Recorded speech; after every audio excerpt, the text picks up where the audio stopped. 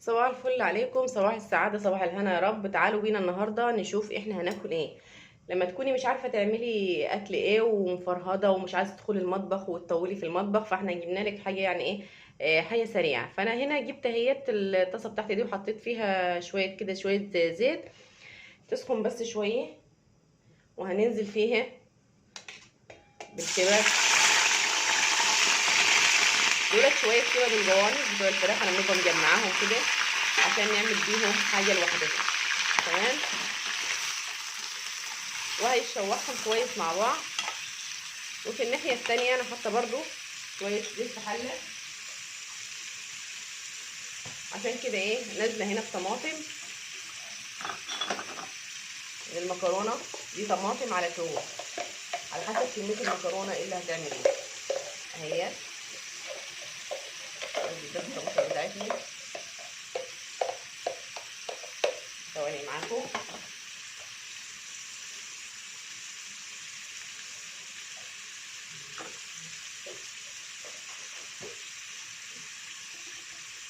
ونسيبها تتصلص كده على مهلها على ما الكبد والجوانب كده. الكبده والقطه كده شوحوا كده مع بعض. نزلت عليهم بصله متخرطه كده، ايه، مكعبات بصله وسط وسط يعني مش كبيره.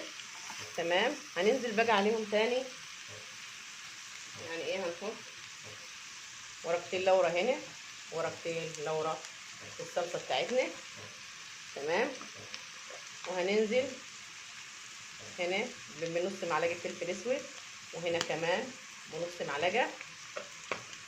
تمام. وهننزل هنا بمعلقه كمون مبهر كبيره كده اهي. تمام. وهننزل على الصلصه كمان بمعلقه سكر عشان الخمور ده كلنا عارفين. وهنقلب مع بعض الكبد والجوانب كده، عايزينها تتشوح كويس خالص خالص. احنا مش هننزل عليه اكتر من الفلفل الاسود وخلاص، على كده مش هننزل عليها بحاجه تاني. عايزينها تتشوح بس تشويحه محترمه. تمام. اهي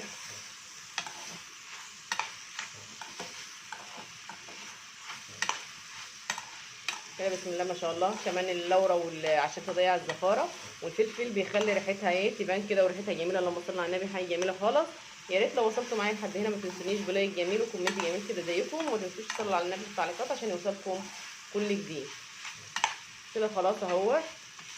هنسيبها شويه صغيرين ونسيب الصلصه بتاعتنا تتصلص ونرجع معاكم. لما احنا كده خلاص صلصنا الصلصه بتاعتنا وزودناها ميه عشان نكمل بيها المكرونه. وجبت الطواجن ديت وهنحط فيها الكبده دي كده. تمام اهو.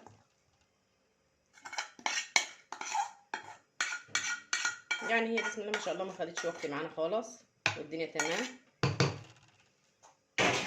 وهننزل بالمكرونه القلم بتاعتنا اهي كده.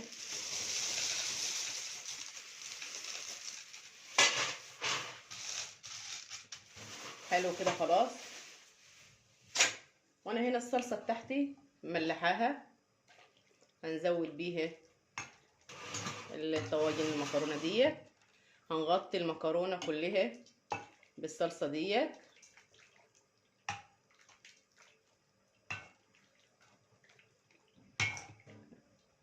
كويس كده اهو.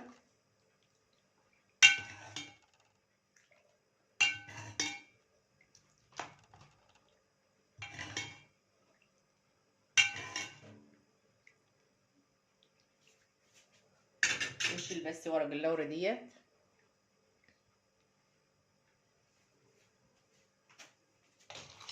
وننزل كده بس عشان الصلصه متبقاش كلها في الوش اهيت.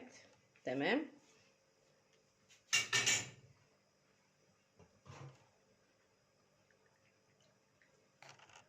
خلاص كده غطيت المكرونه بالميه.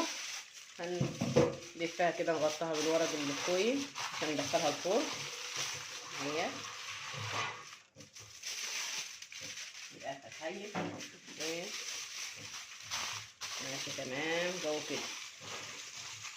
وهندخلها في الفرن تستوي ونشوف هتعمل ايه.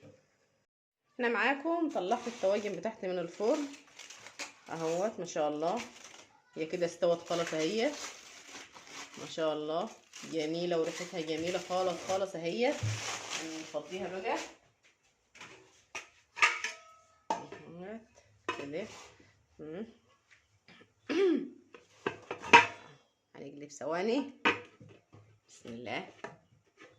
سخنه يا جماعه.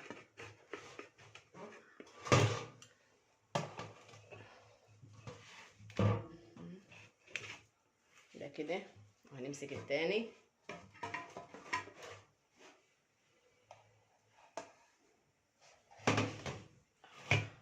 كده ونقلب. هبدأ بس على تهبيده.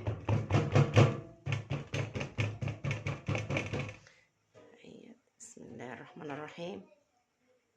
مش عاوز تنزل لسه.